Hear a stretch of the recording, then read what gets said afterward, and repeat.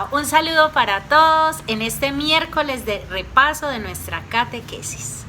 Para los que no pudieron asistir por alguna razón, aquí está nuestro resumen. El tema de la catequesis del domingo pasado fue la palabra de Dios e hicimos una cantidad de actividades muy interesantes.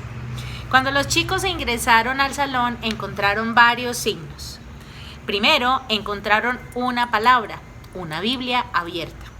También encontraron unas luces y encontraron dos palabras claves: Jesús y Dios. Esas palabras claves nos sirvieron, después de la oración que hicimos de manera espontánea, agradeciéndole a Jesús por el día, nos sirvieron para recordar el credo. En cada una de las sillas que estaban en el salón había un pedacito del credo.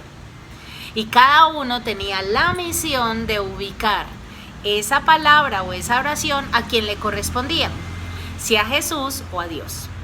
Y lo hicieron acertadamente. Luego hicimos un trabajo entre chicos y chicas, a ver quién lo hacía mejor. Y resulta que los dos lo hicieron mejor, tanto los chicos como las chicas lo hicieron de manera excelente. Y entre todos pudimos conformar el credo. Les recuerdo que el credo es nuestra profesión de fe como católicos y, como se lo decía a los chicos, es, digamos, nuestro testamento en donde declaramos nuestra fe. No es la fe hinduista, ni budista, ni islámica, es la fe de nosotros los católicos. Por eso empezamos diciendo que creemos en Dios Padre Todopoderoso, que es creador de cielos y de tierra, que tiene a un hijo que se llama Jesús, y ese hijo fue concebido por obra y gracia de el Espíritu Santo. ¿En quién? En María, quien fue elegida también como Madre del Señor por Dios nuestro Creador. Y así cada una de las cosas y de las dogmas de fe que proclamamos están en nuestro credo. ¿Qué son dogmas? Nuestras verdades de fe. Después de hacer ese ejercicio tan interesante, entonces escribimos en el cuaderno qué significaba la palabra Biblia. ¿Lo recuerdan? Y sí, aquí tengo mi palabra de Dios, Biblia. Eso fue lo que anotamos en nuestro cuaderno. ¿Y qué significa la palabra Biblia? Pequeña biblioteca. Antes de escribir todo lo relacionado con la Biblia, hicimos un ejercicio muy interesante y mandamos una foto como evidencia de ese trabajo. Y quiero que los papitos, los mamitas y quienes son los cuidadores de los niños refuercen este tema. Cada niño escogió unas gafas. Después de haber formado el credo entre todos, de haber entendido cada una de las partes que dice ese credo, esas verdades de fe, cada uno se puso unos lentes, y en los lentes aquí traía un valor: el servicio, la justicia, la fraternidad, la humildad, el amor a los pobres. ¿Y por qué nos pusimos esos lentes? Porque cuando nosotros asumimos la fe, empezamos a ver el mundo diferente. Cuando una persona tiene fe, ve el mundo de manera diferente. Problemas siempre van a estar, dolor siempre va a haber, pero para una persona que tiene fe, va a vivir las cosas diferentes. El dolor no es opcional, pero el sufrimiento sí. ¿Cómo? El dolor no es opcional. Nosotros los seres humanos experimentamos mucho dolor cuando nacemos, cuando nos caemos, cuando nos pasa algo, cuando perdemos a algo o a alguien. Pero sufrir por esas cosas es nuestra decisión.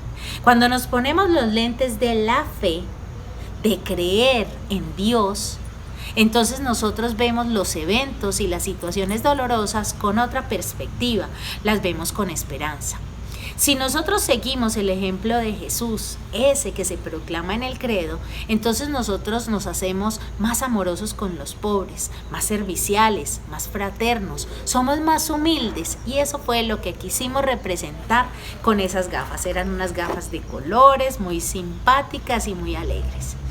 Este ejercicio queda como una manera de recordar que nosotros los cristianos tenemos que ver con los lentes de la fe.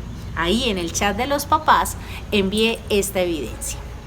Muy bien, pero continuemos entonces con nuestra palabra de Dios. Ya dijimos que significa pequeña biblioteca. Y en la Biblia hay muchos libros. E hicimos una subasta muy divertida para adivinar cuántos libros tenía la Biblia. Y empezó una apuesta por allá muy tímida, que 50, que 60, y fueron subiendo las apuestas hasta llegar al número correcto. 73 libros tiene la Biblia. Por eso es una pequeña biblioteca. Pero ojo, todos los libros no fueron escritos por la misma persona. Esta no es una novela que escribe un escritor de una sentada, o en 2 años o en 3 años. No, la Biblia se ha escrito a lo largo del tiempo. Ya no se han escrito ni se han agregado en nuestra época, pero cuando se escribió, unos la escribieron con un género lírico, épico, sapiencial, otros lo escribieron en un género narrativo, otros hablan de los profetas, en fin.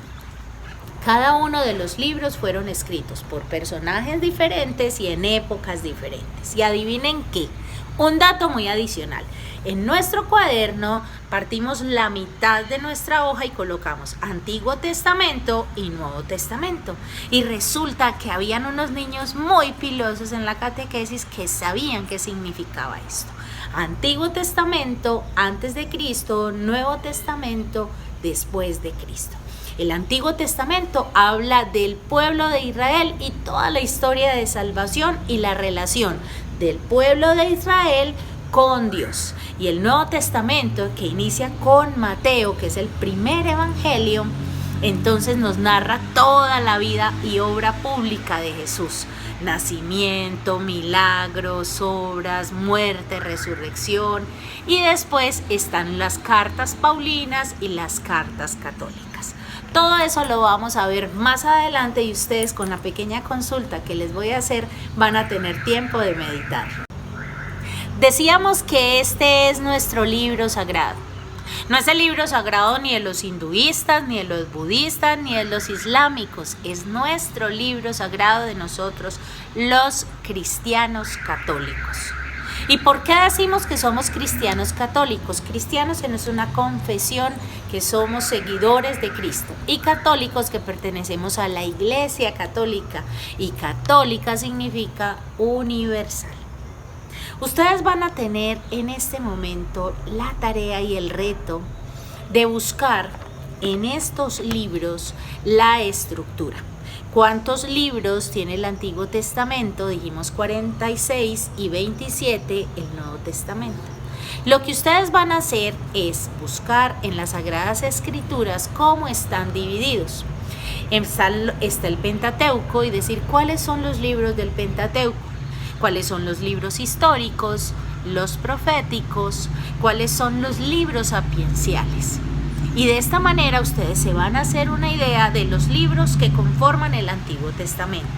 Después van a coger el Nuevo Testamento y me van a contar, van a averiguar, así como si fueran unos grandes detectives, y nos van a decir cuáles son los evangelios, cuáles son las cartas de San Pablo, cuáles son las cartas católicas, y el último libro que les dejo, ese gran misterio, ¿cómo se llamará?